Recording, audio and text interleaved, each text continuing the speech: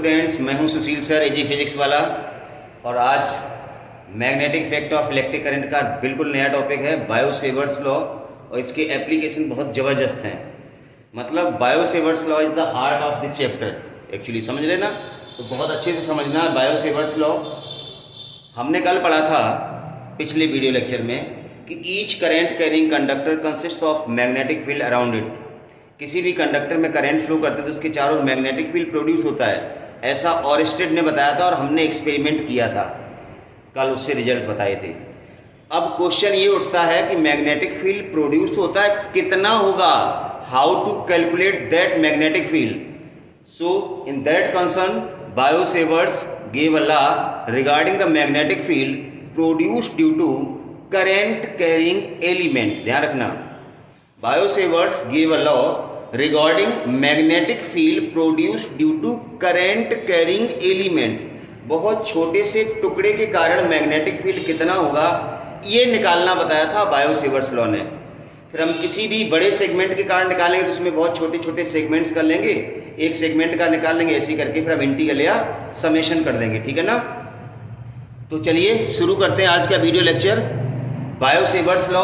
ध्यान रहे, कल हमने पढ़ा था कि करंट फ्लो करते हैं किसी कंडक्टर में, किसी वायर में, तो उसके चारों ओर मैग्नेटिक फील्ड जनरेट होता है, जिसकी direction right hand palm rule से, राइट हैंड थंब रूल से आपने निकाली थी कल। आज हम पढ़ने जा रहे हैं कि मैग्नेटिक फील्ड कितना प्रोड्यूस होगा कितना। तो बायो सेवर्ट्स लॉ पढ़ रहे हैं। तो देखिए, एक कोई कंडक्टर बना लीजिए, कोई भी किसी तरह से, इसमें मान लो करंट आई फ्लो हो रहा है, तो इस कंडक्टर के कारण किसी पी पॉइंट पे यहां मैग्नेटिक फील्ड निकालना सपोज। तो हमने क्या बताया अभी, Biot Savart's give a law regarding magnetic field due to current carrying element only.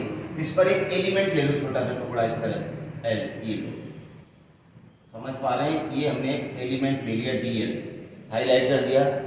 इतने से डीएल के कारण यहां पर मैग्नेटिक फील्ड कितना होगा, यहां पर ये लॉ दिया था, समझ पा रहे हैं ना?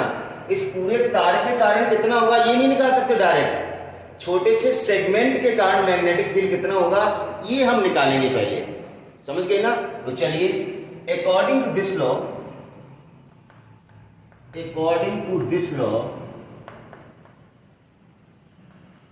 magnetic field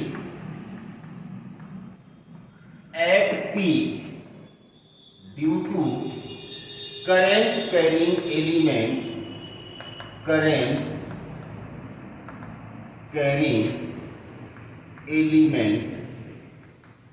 is,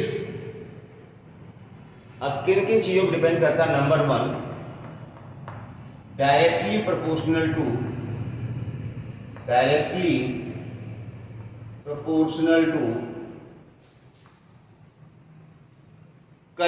flowing through the element,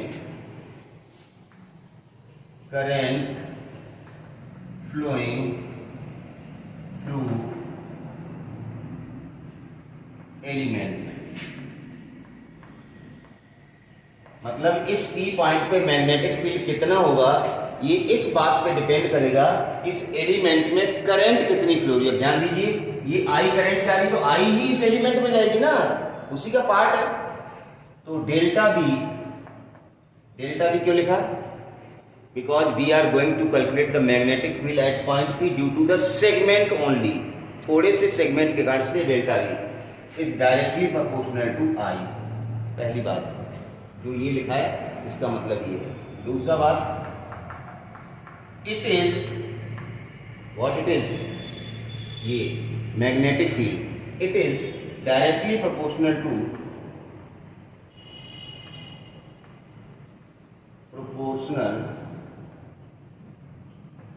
the length of segment, that is delta B is proportional to dl. Length इसकी डीएल ली तो डीएल को। Third one, it is directly proportional to sine theta. ध्यान रहे, theta कौन सा angle है? Segment और ऑब्जर्वेशन पॉइंट को मिलाने वाली लाइन सेगमेंट के पास जो एंगल बनाती है ये थीटा एंगल है। इसकी साइन लेनी, ध्यान रखना कोई भी एंगल नहीं लेना है। थीटा कौन सा एंगल है? सेगमेंट और ऑब्जर्वेशन पॉइंट को मिलाने वाली लाइन सेगमेंट के पास जो एंगल बनाती, सेगमेंट के साथ जो एंगल बनाती वो थीटा है। तो directly proportional to sine theta, मतलब delta B is proportional to sine theta. ध्यान रखना थीटा कौन सा angle. And fourth one is it is inversely proportional to the square of the distance, मतलब बायो-सेवर्ट्स लॉ भी Coulomb's law की तरह inverse square law है। इट इज, डायरेक्ट लिख रहा हूं, inversely proportional to square of the distance. Language बना सकते हो तो आप, हमने आपको लिखाना सिखा दिया। तो ये चार चीजें हैं, 1 2 3 और 4। इस सेगमेंट के कारण यहां पर मैग्नेटिक फील्ड ऐसे वेरी करता है। इन चारों को कंबाइन कर दो,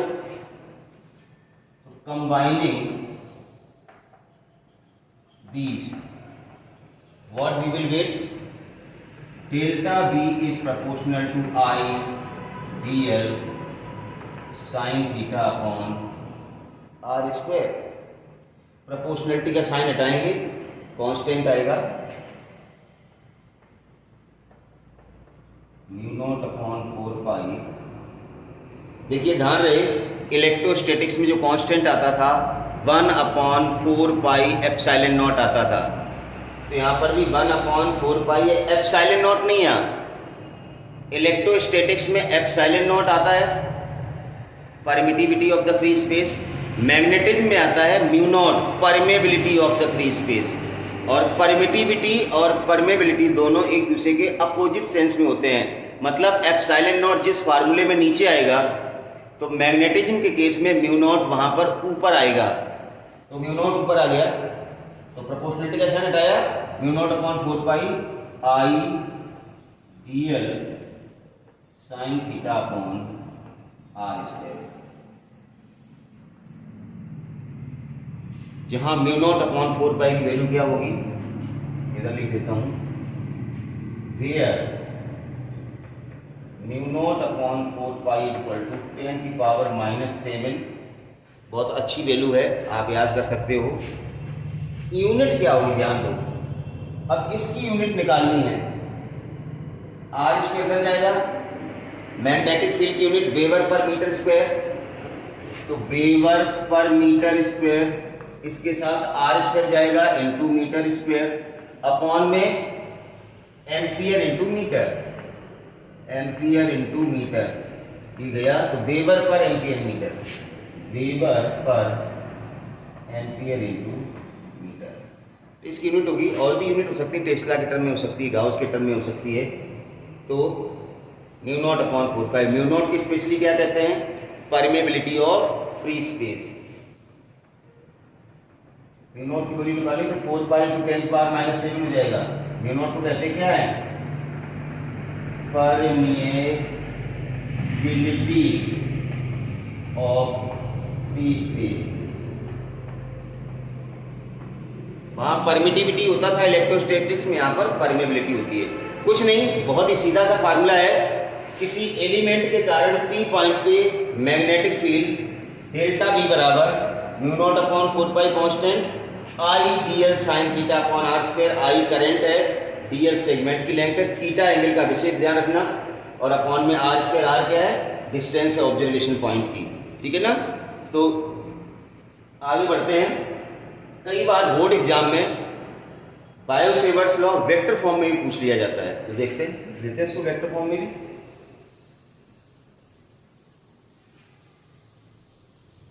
इन वेक्टर फॉर्म देखिए, वेक्टर फॉर्म में कैसे लिखेंगे, इन वेक्टर फॉर्म, ध्यान दीजिए वेक्टर फॉर्म है, डेल्टा बी पे जैसे ही हम वेक्टर लगाएंगे mu not upon 4 pi I D L sine theta upon R square, तो फार्मूला यूनिट वेक्टर आ जाएगा। ये कॉन्सेप्ट बताया हुआ है, इधर वेक्टर लगाओगे तो डायरेक्शन के लिए यूनिट वेक्टर आपको देना पड़ेगा। अब यूनिट वेक्टर की डेफिनेशन क्या होती है, 11th में पढ़ी है आपने, vector upon magnitude. Unit vector जो होता है ना, वो होता है वेक्टर अपॉन मैग्नीट्यूड। करो रिप्लेस इसको, तो डेल्टा बी बराबर mu not upon 4 pi I D L sine theta upon R vector upon R cube. इसको और ऐसे लिख सकते हो, डेल्टा बी बराबर mu not upon 4 pi I D L cross R, cross product के इसको जब खोलोगे ना, A cross B, A B sine theta N क्या, तो वही रिजल्ट आ जाएगा ऊपर वाला। तो ये वेक्टर फॉर्म है बायो-सेवर्ट्स लॉ का। हालांकि हम इसको कहीं लगाएंगे नहीं, हम अभी क्वेश्चन जब करेंगे तो हम आपको बताएंगे, हम यही वाला करेंगे, mu not upon 4 pi I D L sine theta upon R square. तो नोट कर लीजिए इसको, वेक्टर फॉर्म को भी। अब कुछ चीजें जो आपको बायो-सेवर्ट्स लॉ के बारे में पता होनी चाहिए, ठीक है ना।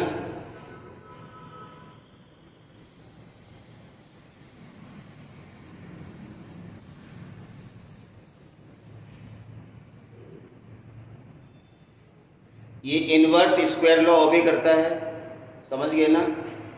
खास बात इसमें ये है, जैसे मान लो अभी हमने बताया कोई कंडक्टर है, अब कंडक्टर की लाइन पे, एक्सिस पे, जैसे कहीं पर भी इस लाइन पे कहीं पर हम मैग्नेटिक फील्ड निकालें, यहाँ निकालें, यहाँ निकालें, यहाँ निकालें, यहाँ निकालें, तो आप देखिए इस पर आप सेगमेंट बनाएंगे। अब ऑब्जर्वेशन पॉइंट अगर आपका लाइन ऑफ एक्सिस पे ही होगा, तो उस सेगमेंट को, जैसे अभी आप कार का ये सेगमेंट और यहाँ आप निकाले, तो आपने ये बनाया, ये थीटा एंगल था। अब अगर ये पॉइंट इस लाइन पे होगा, अगर ये पॉइंट इस लाइन पे होगा, थीटा कितना हो जाएगा, 0, और साइन 0 कितना होता है, 0। इसका मतलब किसी करंट कैरिंग कंडक्टर की लाइन पर, उसकी एक्सिस पर कहीं पर भी मैग्नेटिक फील्ड 0 होगा। ध्यान रखना, कोई भी करंट कैरिंग कंडक्टर है, देखो, along axis of current carrying wire, current carrying wire, अगर हम एक्सिस की बात करेंगे तो थीटा कितना हो जाएगा, 0, साइन 0 कितना होता है, 0, तो मैग्नेटिक फील्ड कितना होगा। तो जो करंट कैरिंग वायर है, उस वायर पे या उस वायर की एक्सिस पे कहीं पर भी मैग्नेटिक फील्ड नहीं होगा। ये दिमाग में सेट कर लो, ठीक है ना। अब जैसा कि मैंने कहा था, बायो-सेवर्ट्स लॉ के बहुत सारे एप्लीकेशंस हैं कि हम स्ट्रेट करंट कैरिंग कंडक्टर, उसके कारण मैग्नेटिक फील्ड कैसे निकालेंगे, करंट कैरिंग सर्कुलर कॉइल है, उसके कारण मैग्नेटिक फील्ड कैसे निकालेंगे। तो बहुत सारी चीजें हैं जिनको हम अभी पढ़ने वाले हैं। तो आज का जो टॉपिक होगा, बायो-सेवर्ट्स लॉ को अप्लाई करके हम magnetic field to straight current carrying conductor, उसकी बात करेंगे, ठीक है ना। तो चलिए हटा दो इसको।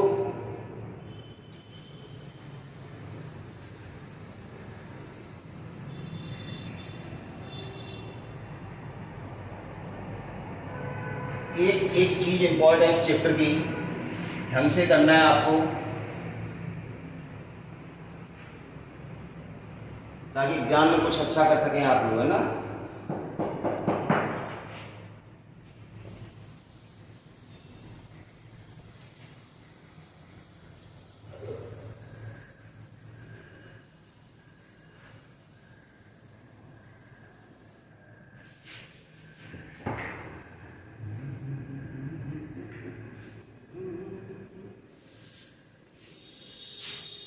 चलिए, साफ तो नहीं हुआ है बोर्ड, काम चलाओ इससे भी है।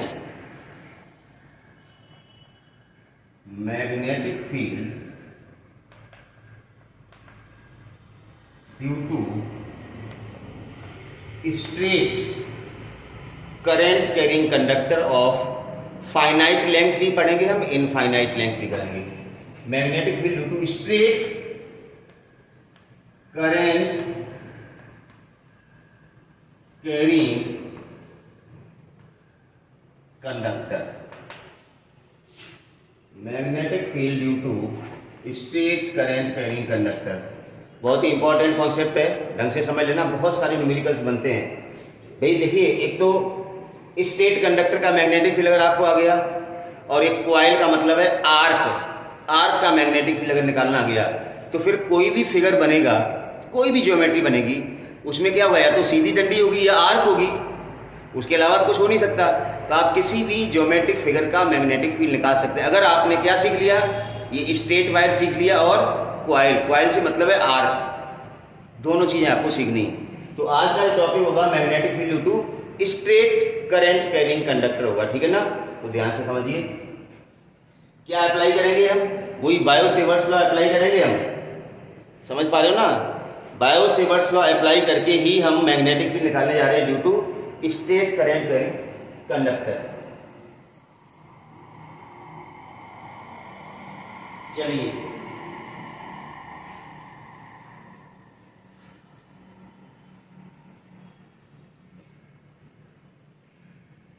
बनाइए स्ट्रेट करंट कैरिंग कंडक्टर, ध्यान दो,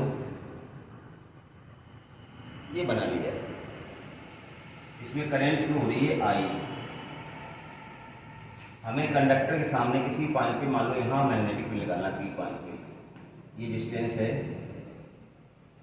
आर, इसमें कोई दिक्कत नहीं होनी चाहिए। अब हमें करना क्या है, हमें करना ये है कि हमें तो इस पर एक एलिमेंट लेना है, उस एलिमेंट के कारण मैग्नेटिक फील्ड निकालना है। बायो सेवर्ट्स ने तो ये बताया था। फिर पूरे डंडे का निकालना है तो हम इंटीग्रल कर देंगे या समेशन कर देंगे।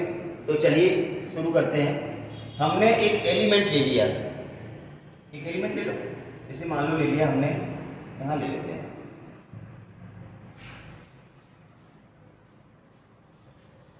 करंट को थोड़ा नीचे बढ़ा देते हैं,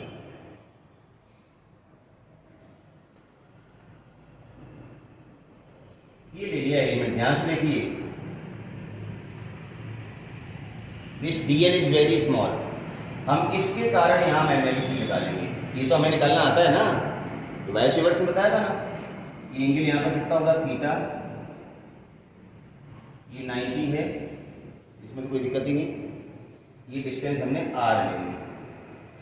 तो पहले हम इस रेशे के कारण यहाँ पर मैग्नेटिक फील्ड निकालेंगे। ये एंगल ले लिया हमने अल्फा। ध्यान दो, ये स्ट्रेट करंट कैरिंग कंडक्टर है एक्स वाई, इसके कारण पी पॉइंट पे हमें मैग्नेटिक फील्ड निकालना है। लेकिन हमें सिर्फ बायो सेवर्ट्स लॉ आता है, हम किसी एलिमेंट के कारण मैग्नेटिक फील्ड निकाल सकते हैं। हमने एक एलिमेंट ले लिया, इसके कारण यहाँ पर निकालेंगे, फिर पूरे वायर के कारण निकालेंगे, इंटीग्रल कर देंगे, ठीक है ना। तो पहले हम एलिमेंट का मैग्नेटिक फील्ड निकालने जा रहे हैं। देखिए ध्यान से सुनना step, magnetic field at P due to segment DL. DL जो सेगमेंट आपको दिख रहा है ये, इसके कारण निकालो Biot Savart's law. Delta B या डी बी इक्वल टू, बहुत छोटा ले लिया सेगमेंट, हमने डी बी लिख दिया, म्यू नॉट अपॉन 4 पाई, ये तो कांस्टेंट है। ये जो आई करंट फ्लो हो रही कंडक्टर में, तो यही तो सेगमेंट में गई होगी ना, यही करंट गई होगी। तो आई D L sine theta upon theta, कौन सा एंगल लिया जाता, सेगमेंट के पास वाला, ये थीटा, अल्फा मत ले लेना, समझ गए ना। ये तो बेसिक बायो सेवर्ट्स लॉ है। अब देखिए हमें करना क्या है, तीन बातें ध्यान रखनी डेरिवेशन पॉइंट ऑफ व्यू से। बाकी तो न्यूमेरिकल के लिए तो आपको लास्ट में रिजल्ट ही याद रखना है, लेकिन चूंकि बोर्ड में डेरिवेशन भी आता, तो अपन बोर्ड प्लस जेई नीट दोनों के हिसाब से पढ़ रहे हैं, तो आपको डेरिवेशन देखना है। हमें अल्टीमेटली क्या निकालना, पूरे कंडक्टर के कारण पी पर मैग्नेटिक फील्ड। तो हमें जो एंगल दिए जाएंगे वो ये दिए जाएंगे, ये वाले, समझ गए ना, कि कंडक्टर का ये एंड यहाँ पर कितना एंगल बना रहा है, ये कितना बना रहा है। तो हमें आंसर तो उस एंगल के टर्म में चाहिए, थीटा के टर्म में तो चाहिए नहीं। थीटा हम अगर एलिमेंट यहाँ ले लेते थीटा कुछ और हो जाता, यहाँ ले लेते थीटा कुछ और हो जाता। अब देखिए ये जो एंगल है ना, ये वाला ऊपर वाला, ये ले लिया हमने अल्फा 1, और नीचे वाला जो एंगल है ये ले लिया हमने अल्फा 2। ये पूरा एंगल अल्फा ये है। हमें क्या करना है, इस फार्मूले में थीटा एलिमिनेट करना। ध्यान दो, एक तो थीटा हटाना, एक स्मॉल आर हटाना, और एक डीएल हटाना, बस ये तीन चीजें हटानी यहां से और आपका काम बन जाएगा। थीटा कैसे हटेगा, देखो आप, ये थीटा है और ये अल्फा है और ये 90 है, तीनों का सम 180 होता है, मतलब ये तो 90, इसका मतलब ये दोनों 90 होंगे ना, अल्फा प्लस थीटा 90 होगा ना, और ये तो 90 है ही ना, मतलब फ्रॉम फिगर, थोड़ा फिगर पे आ जाओ, theta plus alpha equal to 90, यहाँ से थीटा बराबर हो जाएगा 90 माइनस थीटा का काम तमाम हो जाएगा। अब स्मॉल आर हटाना है, ध्यान रखना थीटा एंगल हटा दिया, हमारा जो मेन एंगल होगा वो अल्फा की टर्म होगा। अब जब स्मॉल आर हटाएंगे, देखो फिर वही ट्रायंगल लेना हमें, राइट एंगल ट्रायंगल दिख रहा ना ये वाला, इसको कुछ नाम दे दो, O P D L, from triangle O P D L, D L बहुत छोटा हमने पॉइंट ले लिया उसको, स्मॉल आर हटाना है, small R upon capital R क्या होगा,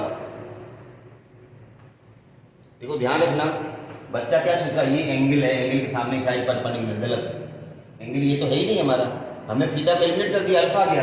अब ये वाला अल्फा एंगल मान के चलिए, तो एंगल के सामने साइड ये परपेंडिकुलर, ये बेस और ये हाइपोटोनियस, तो हाइपोटोनियस अपॉन बेस क्या होता है, बेस अपॉन हाइपोटोनियस कॉस होता है, तो हाइपोटोनियस अपॉन बेस क्या हो जाएगा, सेक अल्फा, सेक थीटा मत लिख देना नहीं तो गलत हो जाएगा, तो small R upon R sec theta हो जाएगा, सेक अल्फा सॉरी, तो स्मॉल आर इक्वल टू हो गया R sec alpha, small R का भी काम तमाम हो गया। हमने क्या बताया था, थीटा हटाना, आर हटाना और डीएल हटाना। फिर यही ट्रायंगल ले लो, अगेन फ्रॉम सेम ट्रायंगल, ऊपर वाला ही, एल अपॉन आर, ये जो डिस्टेंस है यहां से यहां तक की हमने एल ले ली, एल अपॉन आर, एंगल के सामने side perpendicular upon base, perpendicular upon base क्या होता है, tan alpha, L upon R tan alpha आएगा, एल बराबर आएगा आर टेन अल्फा, डिफरेंशियल कर दो dl upon D alpha, alpha के रिस्पेक्ट में डिफरेंशियल कर रहे हैं एल का, तो आर का कांस्टेंट है टेन अल्फा का sec square alpha, tan theta का डिफरेंशियल सेक स्क्वायर थीटा होता है, जैसे साइन का कॉस, कॉस का माइनस साइन ऐसे करके, तो यहाँ से dl बराबर क्या आ गया, R sec square alpha D alpha, ये नोट कर लो, इसका भी काम हो गया। हमने ये तीन चीजें हटानी थी, पहले थीटा हटाया, फिर स्मॉल आर हटाया, फिर एल बाई आर में डिफरेंशियल करके डीएल हट गया, ये तीनों चीजें हट जाएंगी। नोट कीजिए, मैं साफ करने जा रहा हूँ, नोट करो फटाफट सारी चीजें, पॉज कर लो, डबल बार उंगली दबा दो, अपने आप हो जाएगा ब्राइटनेस, नोट कर लो। चलिए अब ये तीनों चीजें हमें यहां पर रखनी फर्स्ट इक्वेशन में,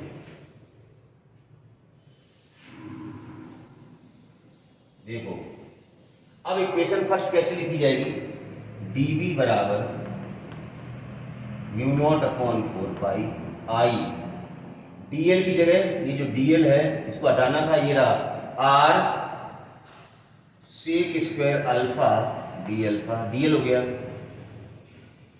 साइन थीटा, थीटा की जगह क्या था 90 माइनस अल्फा, तो साइन 90 माइनस अल्फा क्या हो जाएगा, कॉस अल्फा, देखिए यहाँ थीटा की जगह 90 माइनस अल्फा लिखना है ना, तो साइन 90 माइनस अल्फा क्या हो जाएगा, कॉस अल्फा, देखिए sine 90 minus alpha upon R square, R बराबर आर सेक अल्फा, तो R square sec square alpha, इससे धीरे भाई तो कोई नहीं समझाएगा आपको।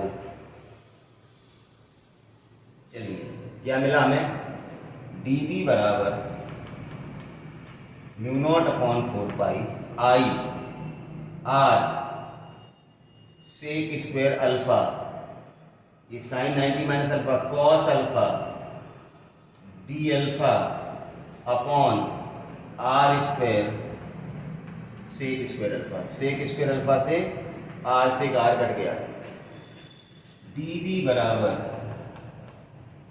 Mu naught upon 4 pi I upon R, यहाँ आर बचा है, और कॉस अल्फा डी अल्फा।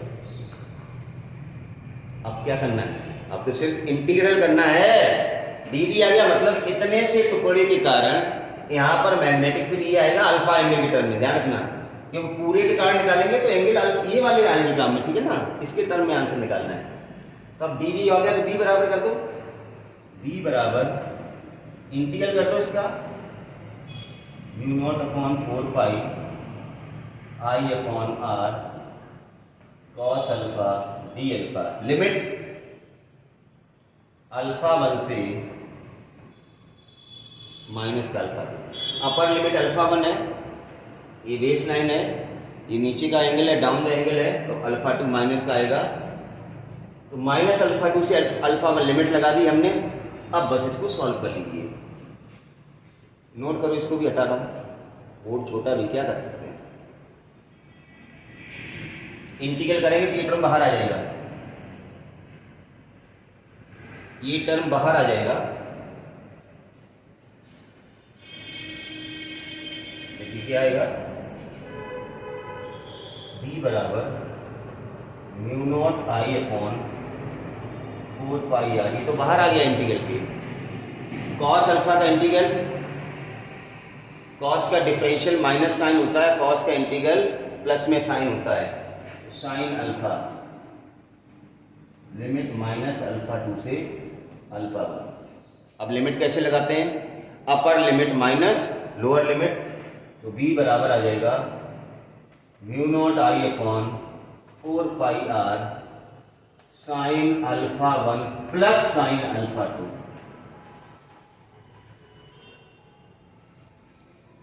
ये मेन फार्मूला आ गया, magnetic field due to straight current carrying conductor of finite length, जो लेंथ, तो ये फार्मूला आपका आ गया, magnetic field due to straight current carrying conductor of finite length. Finite length का मतलब ये एंड डिफाइन है, ये एंड जो है ना, एंगल यहाँ पर अल्फा 1 बना रहा, ऊपर वाला एंड, और नीचे वाला एंड कितना एंगल बना रहा, अल्फा 2, तो मैग्नेटिक फील्ड ये आता है। अब देखिए इसमें बहुत सारे वेरिएशन है फार्मूले में।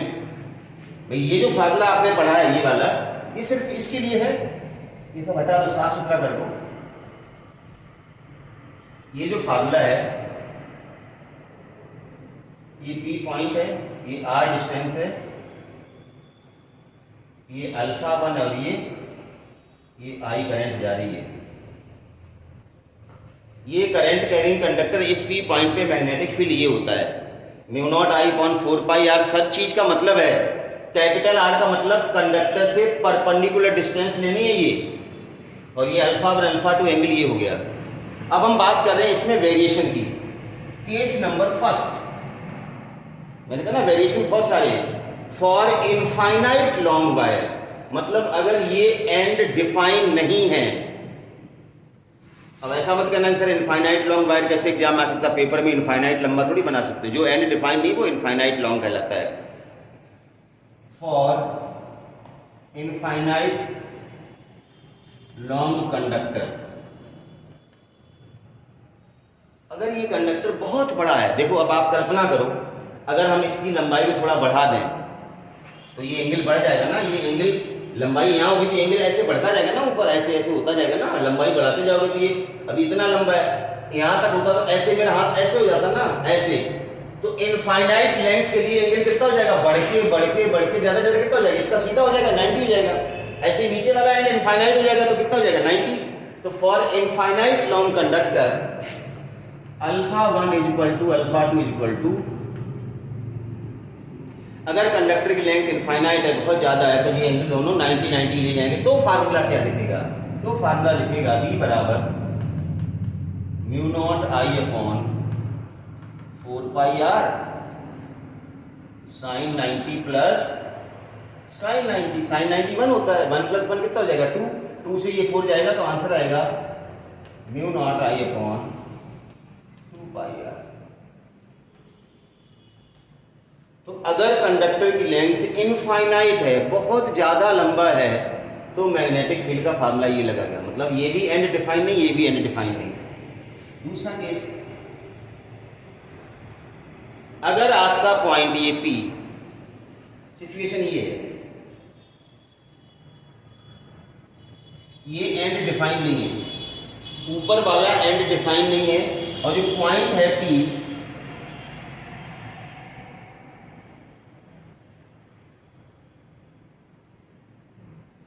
पी पॉइंट है जस्ट जहां पर वायर खत्म हो रहा है उसके सामने है। इसका मतलब क्या हुआ, वायर की लेंथ नीचे है ही नहीं, मतलब ये जो अल्फा टू एंगल बनेगा वो है ही नहीं। तो इस केस में अल्फा टू कितना हो गया 0 और अल्फा 1 कितना हो गया 90 डिग्री, क्योंकि ये एंड डिफाइन नहीं है।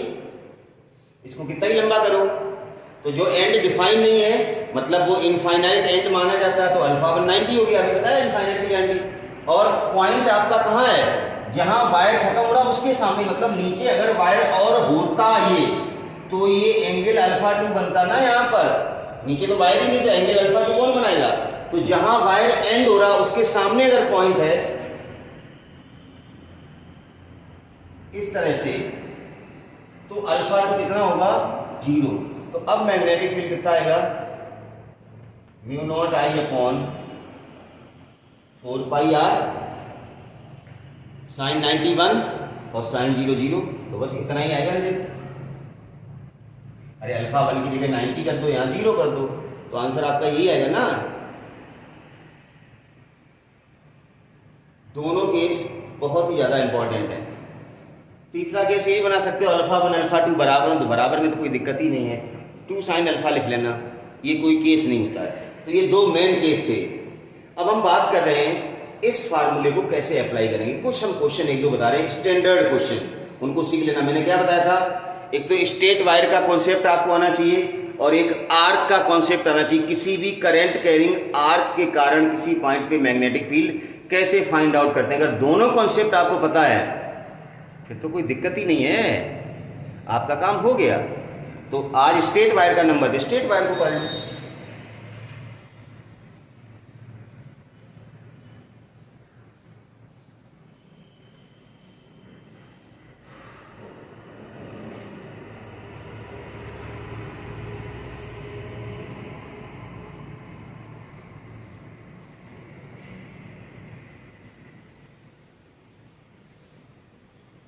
चलिए हम एक दो क्वेश्चन डाल रहे हैं, एक दो क्वेश्चन डाल रहे हैं, आपको करने की कोशिश करनी है। एक मैं करा के बता देता हूं, दूसरा पॉज करके करना, नहीं आएगा तो मैं करूंगा, ठीक है ना। सिंपल सा है, स्क्वायर ले लिया हमने। देखिए अब आपको दोनों चीजें पता होनी चाहिए। मैग्नेटिक फील्ड निकालने का फार्मूला भी आपके पास आ गया और मैग्नेटिक फील्ड की डायरेक्शन निकालने के लिए पाम रूल हमने कल दिया था आपको, तो आपको पाम रूल भी अच्छे से आना चाहिए। समझ पा रहे हो ना। हाँ। फिर अगर आपको पाम रूल नहीं आता, आप थंब रूल लगाओ। कैसे ही आपको मैग्नेटिक फील्ड की डायरेक्शन परफेक्ट निकालनी आनी चाहिए। इसमें कोई इफर्ट नहीं कि हमें तो ये रूल नहीं आता है, आपको जो आता है करो, 10th का टॉपिक है। चलिए तो ये स्क्वायर है, मतलब अगर साइड एक जगह लिखी मिल जाए आपको समझ लेना सारी बराबर है, इसलिए एक जगह लिखी गई है। करंट जा रही आई, ठीक है ना। सेंटर पे मैग्नेटिक फील्ड निकालना है यहां पर।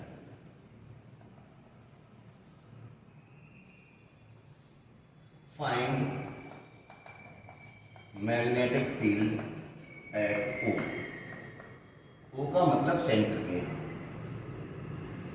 तो एक चीज तो क्लियर है, इस स्टेट करंट कैरिंग कंडक्टर के कारण ऊपर मैग्नेटिक फील्ड निकाल लेंगे, जितना आएगा वही इसके कारण आएगा, सेम ही आएगा ना भाई। जितना इसके कारण यहाँ मैग्नेटिक फील्ड आएगा उतना ही इसके कारण यहाँ आएगा, उतना ही इसके कारण आएगा। चारों को हम ऐड कर लेंगे डायरेक्शन के अकॉर्डिंग। तो पहले हमें एक का निकालना। अब हमारे पास क्या है, ये स्ट्रेट कंडक्टर तुरंत ऐसे करो,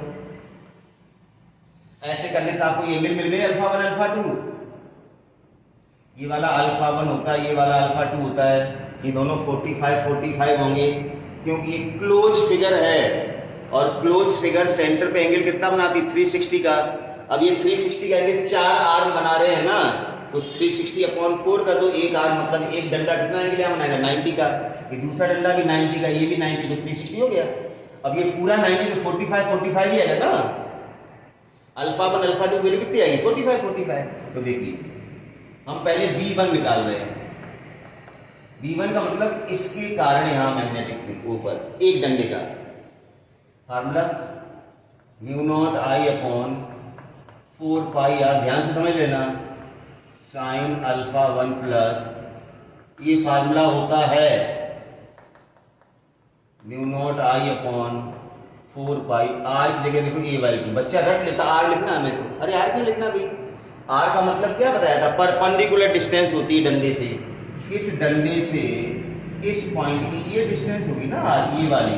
तो जब ये पूरी साइड ए है तो ये a/2 होगी ना। यहां से यहां तक की डिस्टेंस, ये पूरी यहां से यहां तक कितनी है? तो a/2 होगी। ये आर है, sin 45 प्लस sin 45। अब sin 45 वैल्यू 1/√2 होता है, ये 2 से 2 काट दो, mu naught I upon 2 pi A 1/√2 plus 1/√2, total जाएगा 2/√2। म्यू नॉट आई अपॉन 2 पाई ए 2/√2, 2 से 2 कट गया, ये 1/√2 1/2 2/2, कितना बचेगा? म्यू नॉट आई अपॉन √2, ये v1 आया। डायरेक्शन की तरफ ध्यान दो, इधर पाम रूप में भी अंगूठा ऊपर करो, उंगलियां इधर करो, हथेली अंदर जा रही ना, इसका मतलब ये इनवर्ड आएगा मैग्नेटिक फील्ड। सबका इनवर्ड ही आएगा। इसके कारण निकालो इनवर्ड, इसके कारण निकालो देखो इनवर्ड, इसके कारण निकालो इनवर्ड, सब मैग्नेटिक फील्ड अंदर ही आएगी। करंट की डायरेक्शन एक ही है तो मैग्नेटिक फील्ड एक ही होगा, तो सारे मैग्नेटिक फील्ड एक ही डायरेक्शन में आएंगे और सारे बराबर आएंगे। इतना ही आएगा, इतना ही V2 आएगा। इसके कारण भी आएगा सेम, वही 45 एंगल बनेंगे, सेम कुछ आएगा। तो B जो टोटल निकालेंगे वो 4 टाइम्स ऑफ V1 होगा, या 4 म्यू नॉट आई अपॉन √2 पाई ए। आप चाहो तो इस 4 को √2 से काट सकते हो, ये हो जाएगा 2√2 mu naught I upon pi A. Calculation check कर लेना। और नेट मैग्नेटिक फील्ड 4 की जगह 2 × 2 कर लिया, नीचे वाले 2 से ऊपर वाला 2 काटा, √2 बार, ठीक है ना। तो ये था बहुत ही सिंपल सा क्वेश्चन, स्क्वायर वाला, ठीक है ना।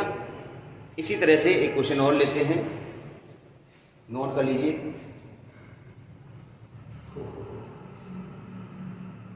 पॉज कर लो, हो गया। चलिए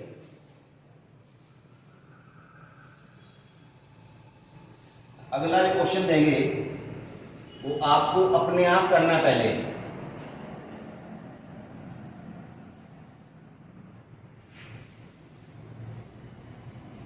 आपको अपने आप करना है।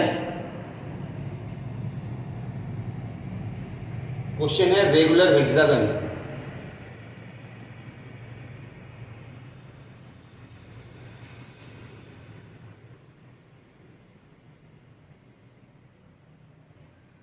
आप थोड़ा सही बना लेना, मेरा तो गड़बड़ी बन गई। 1 2 3 4 5 रेगुलर हेक्सागन का सारी साइडें बराबर करनी है आपको।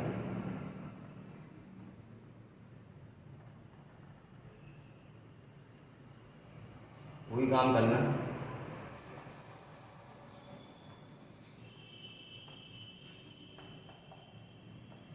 हेक्सागन की साइड ए है, आई करंट फ्लो हो रही है। हमने क्या बताया था? सारी साइडें बराबर हैं तो सारे एंगल बराबर हुए, तो एंगल कितना होगा? 60 डिग्री। ये सब 60 होंगे। अब जैसे ही हम यहाँ परपेंडिकुलर डालेंगे तो ये एंगल कितना बनेगा? 30। ये कितना बनेगा? अब आप करिए पॉज करके, V1 निकाल लो, फिर 6 से मल्टीप्लाई कर देना। Mu not I upon 4 pi are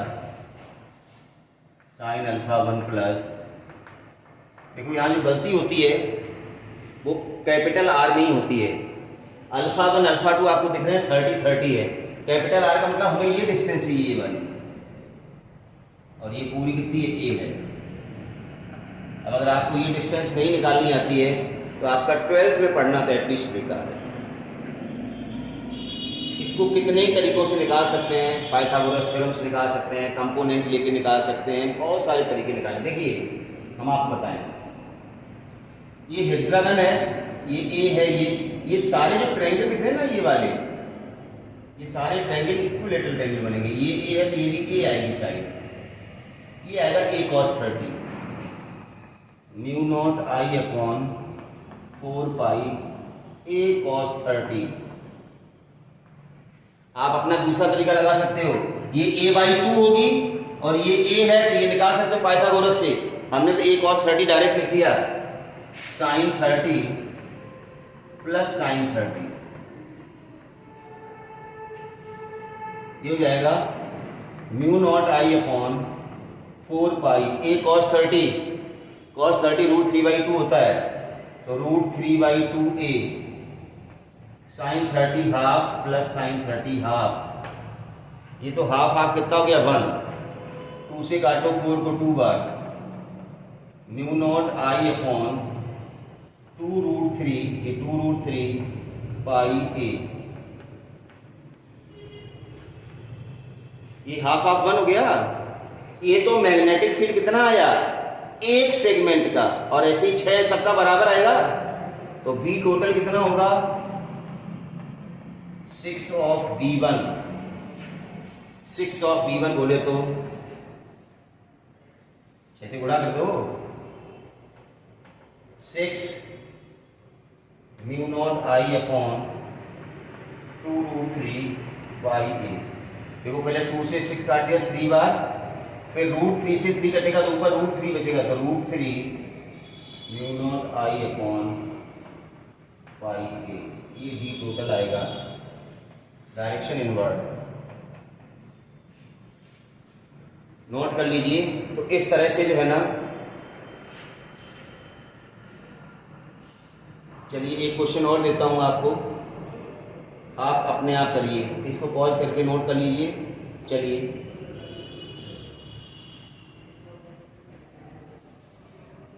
मतलब मैंने क्या बताया था आपको, सिर्फ 2 चीजें सीखनी इस चैप्टर में। एक स्टेट का कॉन्सेप्ट, मैंने इतने क्वेश्चन करा दिए हैं स्टेट वायर के, अब कोई दिक्कत आपको नहीं आनी चाहिए।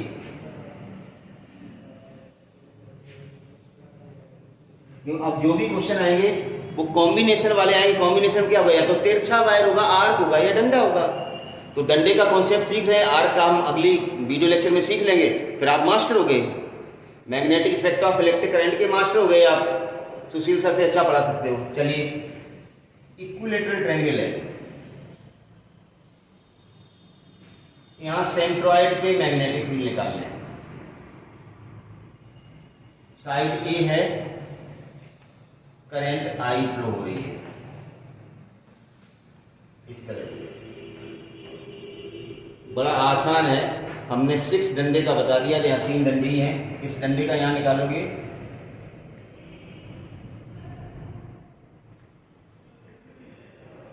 देखिए ये 3 है, 120 120 120, तो यहां से जब 20 से डालोगे तो एंगल कितना बनेगा 60, और ये कितना बनेगा एंगल पलट गए। मेन दिक्कत क्या है, मेन दिक्कत ये है इस डिस्टेंस की भाई मेरे, इस डिस्टेंस की।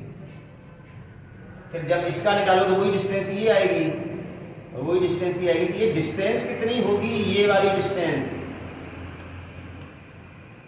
ये और ये सेम ही होगी, डिस्टेंस का लोचा है ना। अगर आपने 10th क्लास में अच्छे से मैथ्स पढ़ी होती तो आपको ये चीज पता होनी चाहिए। चलो मैं बता देता हूं, और मैंने इलेक्ट्रोस्टैटिक्स में बताई है। ये ए है साइड, ये पूरी डिस्टेंस, ये ए है, ये कितना होगा 30, ये पूरी हुई a cos 30, ध्यान दो ना, a cos 30। फिर सेंट्रॉइड से इसका रेशियो होता है 2:1 का, ये 2/3 होती है और ये 1/3 होती है टोटल की। टोटल डिस्टेंस जो ये है ना, इसकी 1/3 होती है वाली। ये जो टोटल डिस्टेंस है ना ये वाली, इसमें और इसमें जो रिलेशन होता है 2:1 का होता है। ये टोटल की 2/3, ये टोटल की 1/3, हमें तो यही चाहिए ना, यही वाली 1/3 वाली। तो a cos 30 की टोटल हो गई यहां से यहां तक की। अब इसकी 1/3 मतलब 1/3, तो जाएगा 1/3 of a cos 30 root 3/2। cos 30 कितना होता है रूट 3/2, तो अब कितना आएगा ये रूट 3 से रूट 3 कटेगा, a/√3 कैसे आ रही है, हाँ ठीक है, ये आ जाएगी a/3 से 2√3। ये डिस्टेंस है a/2√3 और ये डिस्टेंस होगी a/√3, ये वाली ज़्यादा होगी। तो अब आपके पास डिस्टेंस आ गई, अब आपको क्या करना है, v1 निकाल लो, mu naught I upon direct लिख रहा हूं 4 पाई r की जगह a/2√3 और साइन 60 प्लस साइन 60।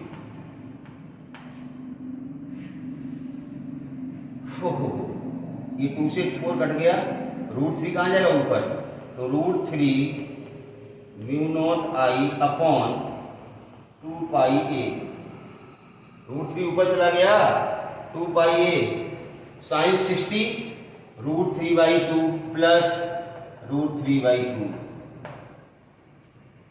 ये देखो कितना हो जाएगा, v1 बराबर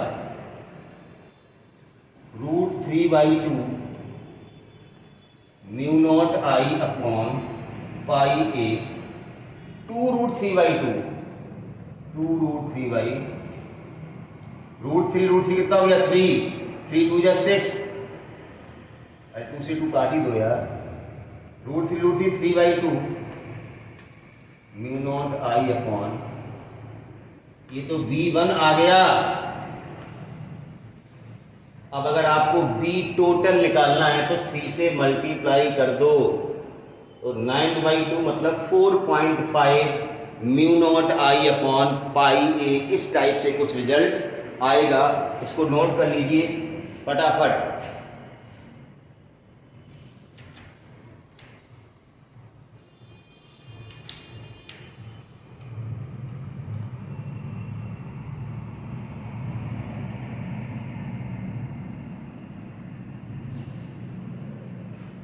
बहुत ही अच्छा कॉन्सेप्ट था। अब इसी में जैसे आपको आई की वैल्यू दे दी जाएगी, ए की वैल्यू दे दी जाएगी, तो आपकी कोई न्यूमेरिकल आंसर आ जाएगा। ये सारे बेसिक कॉन्सेप्ट मैंने आपको बता दिए। तो आज का जो हमारा वीडियो लेक्चर था, it is based on bio-Savart's law हमने पहले पढ़ा, फिर बायो-सेवर्ट्स लॉ के एप्लीकेशन में हमने magnetic field due to straight current carrying conductor पढ़ा। स्ट्रेट करंट कैरिंग कंडक्टर, उसमें फाइनाइट लेंथ में एंगल होते हैं दोनों, ऊपर नीचे इनफाइनाइट लेंथ में एंगल 90 हो जाते हैं, तो म्यू नॉट आई अपॉन 2 पाई आ रहता है। और उसके बहुत अच्छे से हमने कुछ क्वेश्चन किए यहाँ पर। तो आई होप कि आपको समझ में आया होगा। आप प्रैक्टिस करें और क्वेश्चंस की। और वैसे स्ट्रेट में हमने आप जो क्वेश्चन बताए 3-4, इनको अगर आपने कर लिया तो आपका कोई कॉन्सेप्ट नहीं बचा। स्ट्रेट वायर का कोई भी फार्मूला या कोई भी प्रॉब्लम आपकी हो जाएगी। अब मैंने क्या बताया, नेक्स्ट वीडियो लेक्चर होगा, उसमें हम आर्क का कॉन्सेप्ट लेके आएंगे, magnetic field to the circular coil. तो वहां पर आर्क अपने आप आ जाएगा। जब तो दोनों कॉन्सेप्ट हो जाएंगे, उसके बाद आप कोई भी क्वेश्चन कर सकते हैं। तो चैनल को सब्सक्राइब कर लीजिए, वीडियो देखते रहिए। यहाँ पर आपको वो सब कुछ मिल रहा है, बोर्ड भी मिल रहा है प्लस कॉम्पिटिटिव एग्जाम भी मिल रहा है। Don't miss it. Bell icon दबा दीजिए ताकि रेगुलर नोटिफिकेशन आपके पास मिलते रहे। और मैंने बताया था सीक्वेंस में वीडियो आ रहे हैं, सारे चैप्टर्स के वीडियो लेक्चर सीक्वेंस में टॉपिक वाइज आ रहे हैं। आपको जो टॉपिक देखना, इजी फिजिक्स बाय सुशील सर टाइप कीजिए और आपको मिल जाएगा वो टॉपिक आपको पार्टिकुलर, ठीक है ना। तो चैनल को सब्सक्राइब नहीं किया तो कर लीजिए, वीडियो रेगुलर देखते रहिए। और कोई भी प्रॉब्लम है तो मैंने बोला ना, कमेंट बॉक्स में लिख के हमें भेजिए ताकि हम आपकी क्वेरीज को सॉल्व करें, ठीक है ना। तो थैंक यू फॉर वॉचिंग। स्वास्थ्य का अपना ध्यान रखिए, घर से ज़रूरत हो तभी बाहर निकलें। आपके पास मोबाइल है ना, सुशील सर है ना पढ़ाने के लिए, पढ़ते रहिए। Okay, thank you very much.